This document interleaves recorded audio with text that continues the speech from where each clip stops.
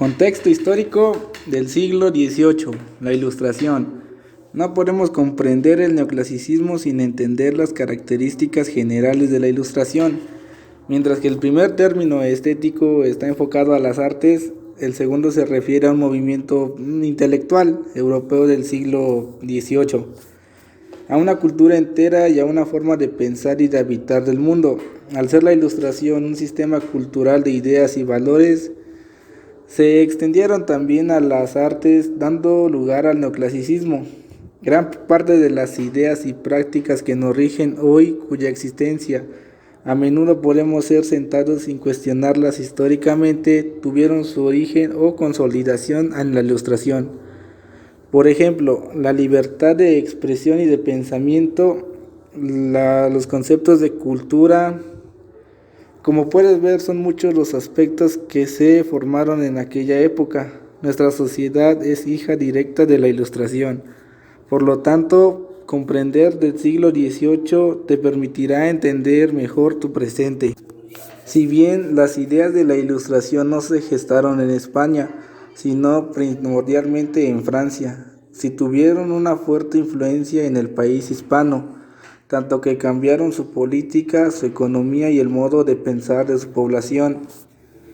La Ilustración era adversa a la tradición española en cuanto a su gobierno y la religión, y a esto muchos otros aspectos. Como era de esperarse, sus ideas no fueron tan bien recibidas por todos, así que hubo tanto individuos afines a dichos ideales reformistas como otros opositores. Una de las reflexiones importantes que se generaron en la sociedad española fue cuestionar el pasado nacional. La población de España estaba en crisis y los ilustrados vivieron en un nuevo sistema la oportunidad de redefinirse y terminar con la leyenda negra española. El proceso de reforma duró todo el siglo XVIII. Hasta 1760 se aplicaron las reformas borbónicas en la Nueva España y en 1767 los jesuitas fueron expulsados. La iglesia, los comerciantes, los empresarios y clase criolla fueron los más afectados. Cabe resaltar que, contrario a lo que pudiera parecer, no todos los miembros de la iglesia estaban completamente en contra de las ideas ilustradas. Neoclasicismo en la literatura española. El nombre de neoclasicismo remite a las antiguas Grecia y Roma, es decir, a la época clásica. El prefijo neo significa nuevo, entonces lo que implica este término es un nuevo clásico. Comúnmente se dice que esta postura estética presenta un retorno a lo clásico, a lo que escritores de la antigüedad son los modelos a imitar. Romanticismo. Contexto histórico de la primera mitad del siglo XX. Para definir el romanticismo de forma sencilla, breve, no es posible, ya que no podríamos decidir que existe solamente varios romanticismos. Tuvieron un lugar europeo a finales del siglo XVII y a finales del principio XX. Todos encuentro contexto histórico dos hechos fundamentales que ya hemos mencionado, marcado en la historia de la segunda mitad del siglo XVIII, la Guerra de Independencia de Estados Unidos 1777 y 1783, la Revolución Francesa, la segunda a cabo en un periodo de terror. Romanticismo en la literatura. A finales del siglo XVIII, dentro del contexto expuesto, gradualmente cambió mentalidad europea. Uno de los primeros botes románticos fue el movimiento literario alemán llamado. Luego, entre los últimos años del siglo XVIII, las primeras décadas del XX, el romanticismo se desarrolló plenamente en Alemania e Inglaterra. Romanticismo en la literatura hispánica.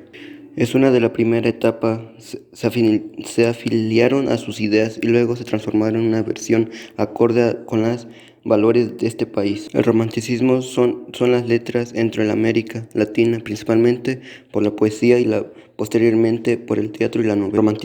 El romanticismo en México debe mucho el poeta editor cubano José María, quien como editor trabajó con varias ideas, autores europeos, fue profesor de la literatura e historia, desempeñó cargos públicos en nuestro país. Romanticismo y nacionalismo. Actualmente podríamos plantear que dichos países tal vez hubieran encontrado un pasado propio con las culturas prehispánicas en aquellas avanzadas civilizaciones que gobernaron el continente antes de la llegada de los españoles. Así, en nuestro continente, la idea de la nación vez ser un territorio, una versión idealizada de la historia. Era sobre un proyecto de construcción, una tarea compleja, y se realizaban todos campos de cultura, incluyendo la literatura. El realismo, naturalismo y costumbrismo.